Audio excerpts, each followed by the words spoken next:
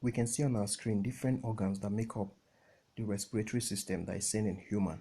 Okay, the major organ is the lungs. Okay, and we're going to discuss various organs that make up the whole system, and then we'll find out the function and the whole process. Okay, now as we can see here, we have first the nostril here, the nasal cavity. Okay, we have the trachea. Okay, at a certain level, the trachea bifurcates into the bronchi, or the left bronchus and the right bronchus. The right bronchus goes into the right lung, the left bronchus goes into the left lung. Within the lungs, the bronchi will further divide into bronchioles. Okay, further divisions of the bronchi will give us the bronchioles. These bronchioles, okay, would end in the alveoli. Okay, so we're going to look at different organs that we'll see here, and we'll see their function. Okay, over the lungs we have a pleural sheet, a membrane, okay, known as the pleural membrane, and between the lungs and that membrane is filled with fluid. Okay, there is the pleural fluid. It's filled with fluid. We'll soon find out the function of this fluid. All right, also contained in the whole respiratory system, the ribs that we know about also has its own function. We'll soon find out. Then the intercostal muscles are muscles between each of these ribs. They also function during breathing. We will find out about it. The diaphragm, okay, is a sheet too, very strong muscular sheet that occurs just beneath the lungs, okay, and it has a very important function during respiration. So let's start. How do we respire? A breathing cycle is, you make one breathing cycle when you complete an inspiration with an expiration.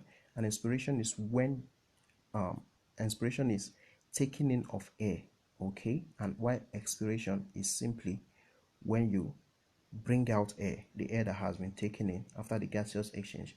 The removal of this air, okay, to the exterior is expiration.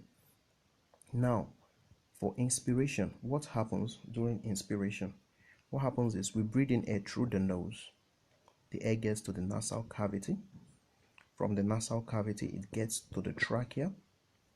It goes down the trachea. At this bifurcation, at the division of the trachea, some will go into the left bronchus, some will go into the right bronchus, and from there the air gets to the bronchioles, the further divisions of the bronchus, that's the bronchioles, and from there it will get to the alveoli.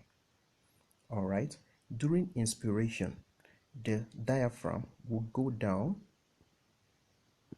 okay, then the rib cage, the ribs will go in this direction, expand, go in this direction. Okay, so the entire space within the thorax will be increased. Once the space within the thorax is increased, more air, this allows more air to get into the lungs. Okay, now the air will reach the alveoli, and within the alveoli, gaseous exchange takes place. The alveoli consist of small air-like air sacs. They are known as air sacs. Okay, and around it, around this alveoli, there is an intricate, a very complex meshwork, okay, of vessels, capillary vessels. So once the air gets into the alveoli, there will be diffusion. The carbon dioxide that is contained in the blood will go into the alveoli, diffuse into the alveoli, and the oxygen that is contained in the inspired air, the air that went in, will diffuse into the capillary, okay, that would take it now to the heart. From the capillary, it will come to the venous. From the venous, the blood that contains oxygen will go to the venous. From the venous, it will go to the vein, and then the vein will carry it, okay, through the pulmonary vein and take it to the heart, from where it will be pumped to the body, the rest of the body. Why the blood that is coming from the blood that is coming from the heart that contains carbon dioxide. The carbon dioxide will diffuse into the alveoli and then it will be expired. Okay, that process where the air that contains carbon dioxide will leave the lungs through the nostrils and come out of the body is known as expiration. So what happens during expiration? During expiration, the opposite occurs. Okay, the diaphragm will be raised to go up in this direction, to be raised. Okay, the ribs, the intercostal muscles will contract.